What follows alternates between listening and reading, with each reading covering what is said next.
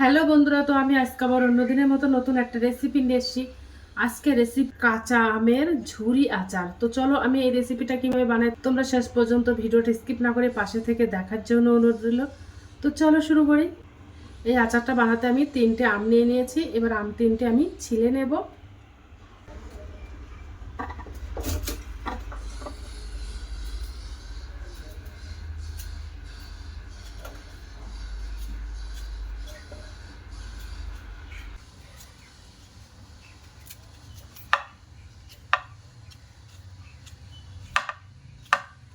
তো দেখো আম 3টে ছিলে নিয়েছি। এবার আমি একটা গ্রেটার দিয়ে আম 3টে গ্রেট করে নেব। দেখো আমি একটা গ্রেটার নিয়েছি, এই গ্রেটার দিয়ে আমটা আমি গ্রেট করে নেব।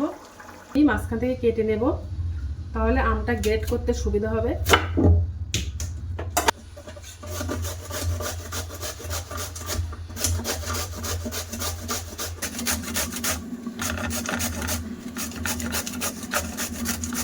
আম 3টে এইভাবে গ্রেট করে নেব।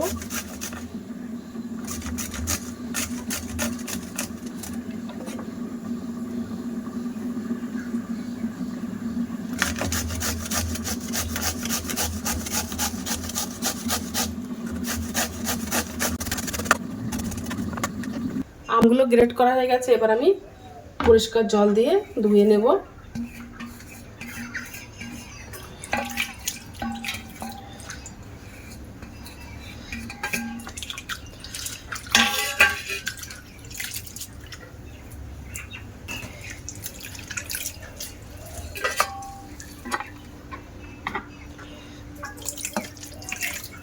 এই আমটা একটু টক বেশি, তার জন্য একটু ধুয়ে নিচ্ছি।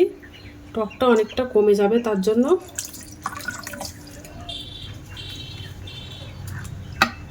তো আমগুলো পরিষ্কার জল দিয়ে ধুয়ে নিয়েছি। এই আমের আচারটা আমি বানাবো মিছরি দিয়ে। তো মিছরিগুলো আমি গুঁড়ো করে নেব। মিছরিগুলো আমি হামানদিস্তাতে ফেলে গুঁড়ো করে নেব। তোমরা চাইলে মিক্সার গ্রাইন্ডারে দিয়েও গুঁড়ো করে নিতে পারো।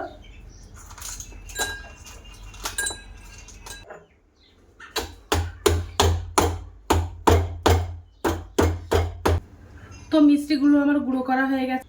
এবার আমি আচারটা বানিয়ে নেব। তো গুঁড়ো করা মিষ্টিগুলো আমি কড়াইয়ের মধ্যে দিয়ে দেব।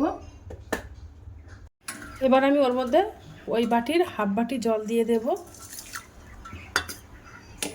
দিয়ে মিষ্টিটা ভালো করে জাল করে নেব। মিষ্টিটা দেখো একদম গলিয়ে নিয়েছি, মিষ্টিটা গলে গেছে। এবার যে আমটা আমি গ্রেট করে নিয়েছিলাম ওই আমটা আমি দিয়ে দেব ওর মধ্যে।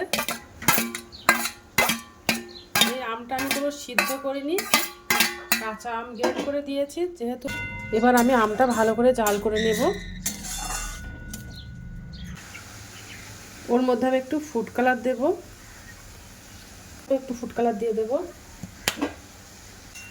মিষ্টির শিরাটা একদম ঘন করে নিয়েছিলাম।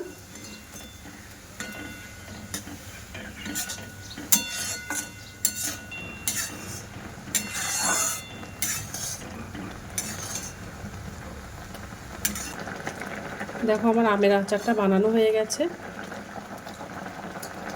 তো আমার আচারটা বানানো হয়ে গেছে। এই আচারটা একদম জেলি মতো হয়েছে, দেখতে যেমন সুন্দর খেতেও কিন্তু অসাধারণ। তোমরা একবেলা বাড়িতে ট্রাই করতে পারো। এবার আমি ঠান্ডা করে তোমাদেরকে দেখাবো যে কেমন হয়েছে। দেখো কতটা সুন্দর হয়েছে।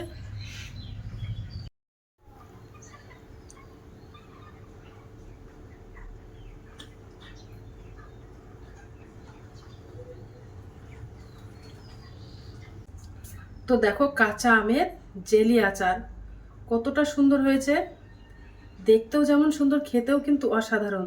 তো আজকের দিনের মতো ভিডিওটা এখানে শেষ করছি। আগামী দিন আবার একটা নতুন ভিডিও চলে আসবো। তো টাটা বাই বাই, সবাই ভালো থাকবে, সুস্থ থাকবে।